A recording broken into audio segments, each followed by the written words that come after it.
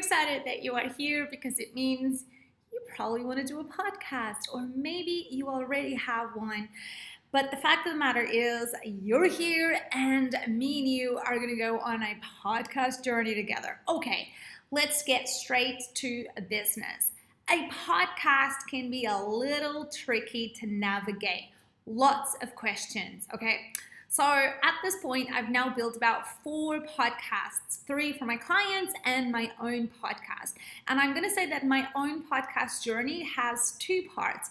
When I just wanted to dabble my fingers in it, and I just kind of did a podcast 3 years ago, and I just kind of wanted to get a feel for it. And then when I decided to really make my podcast a serious part of my content. So this is a great segue to what I'm about to tell you. When you are thinking about doing your podcast, because there's quite a few things that you need to consider, the first thing that I'm going to say to you is you kind of need to think, do you want to just do a podcast for now because you want to kind of try it out, have some fun, but it may not be something very serious yet for you.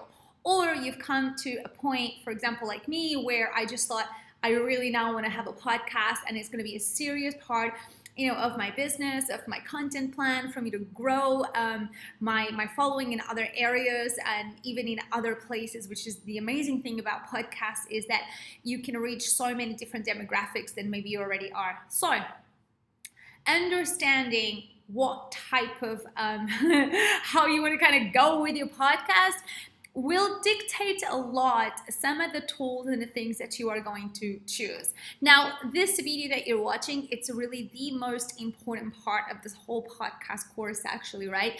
Because the other 2 modules that I have on this course, one focuses a lot, is that my phone? See, I keep my courses so real. So the 3rd module, I believe, on this course is me sharing so many creative ways for you to distribute your podcast. Because let's face it, once you've done your podcast and you've got all of those episodes going out, you need to distribute it. So there's a module just on how do I distribute my podcast? How do I get people to listen to my podcast? And I love that module. And then the other module that I have, it is very much about how to use Anchor to set up your podcast. So the one that you really got to pay attention to is the one that we're in right now. All right, I'm going to break this down for you in the most simplified way so that making a podcast is not going to squeeze all of your brain cells, just like how it did with me. Let me tell you, my podcast journey was insane. All right, the first thing that you have to understand about podcasting is that your audio files need to have a place to live. Like your fridge where you put your food in there. It's kind of like the same thing with a podcast. The audio files need to have a hosting platform, right? So there are many out there. And after me doing huge, extensive research, I have gone ahead and I've been hosting my platform with Captivate. So I will definitely recommend Captivate. And the reason I love Captivate is that they are really focusing on your podcast distribution. So my podcast now is even on Amazon Music. So they are always having the latest places for you to distribute it to. But I'm leaving on my notes a list of 2 to 3 other that are considered to be top. And I urge you to do your homework as well and then make your decision. But if you just want to fast track, totally recommend Captivate. Okay, so you have to remember, your podcast is going to have audio files, and they need to have a hosting platform that will host these audio files. That is very different from the streamers, right? The places that stream your podcast. Kind of like in the old days when they would make records and then they have to use radio stations to distribute the records. Kind of like the same thing. So, Spotify, Apple Podcasts, those are distributors. They are not hosting your files. So this is like the basis that you have to learn when it comes to doing your podcast. So number 1, where will you be hosting your podcast audio files? You definitely want to pick a really good one. Also look for things like analytics. Do they offer really good analytics? Okay. And can you schedule your episodes? And do they have really awesome, badass distribution? Okay. So, number one, where will you want to host your podcast? This is where now I am going to insert here a huge, massive, humongous, like the size of like King Kong tip, strategy, advice for you that I had to live through this little nightmare quite a while back with my own podcast. So this is going to serve so much value. Now, there is an app called Anchor. And Anchor is great. Don't get me wrong, because what Anchor has done is they've created this little app. Okay, it's not little. They created this app, mobile and desktop, where you can host your audio files, you can stream it, you can edit. Like there's all these cute things that go on inside that you can do with Anchor. And I remember when Anchor came out, yes, back in the day. And it was really exciting. And they really came to game change a lot, because up until Anchor came out, you really only had these hosting platforms. But Anchor has made it so simple that get the phone now, download Anchor, make an audio. They even have intro music. You can even stitch your audio clips.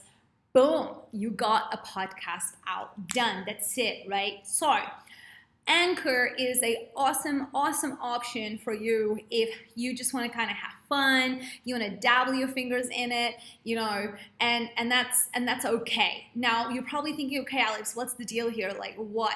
Here is the thing, okay? What Anchor does is they are going to host your audio and they will automatically distribute it to a ton of other streamers, right? Because they are doing this automatically, because that setting is an automatic opt-in setting that they have. Unless you would know this, you would go and remove this setting. And by the way, once it's done opt-in, you cannot even undo. So it means that Anchor has full control of all of your podcasts. And it comes with a lot of disadvantages. And this is why I just want to give you the heads up. Some of the disadvantages that I find, and many other professionals do find, and they will always just tell you this, is your analytics, for example, you only have the Anchor analytics that they have for you. And they are extremely limited. What countries are listening?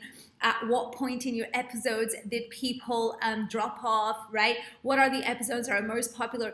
These are the types of analytics that you want to be having, that you want to look into, right? So Anchor is not giving you these robust analytics for your podcast. They are giving you very general ones. So you become solely dependent on Anchor, okay? Once it's there, it's there. And also, when you have a podcast, you definitely want to have a look at your Apple Podcast analytics so you know how many subscribers you have. I mean, don't you want to know that? Well, with Anchor, you can't. You don't have any of that access. So, to make it really clear, Anchor can be really cool if you just want to get started and have fun, and maybe it's a hobby, and then you kind of, see how you'll feel maybe taking things a little bit more serious later on. That's a great option for you to consider. But if you are now listening to me and you're like, hold up a second, I really want to know my analytics. I really want to access my Apple Podcast analytics. I definitely want to know what episodes were the most popular, at what point people dropped off, what countries, what cities are listening to me. If you also want to have huge support with your distribution, like Amazon Music, that's pretty cool, then do not go that route with Anchor and go with the route of picking a host for your podcast, okay?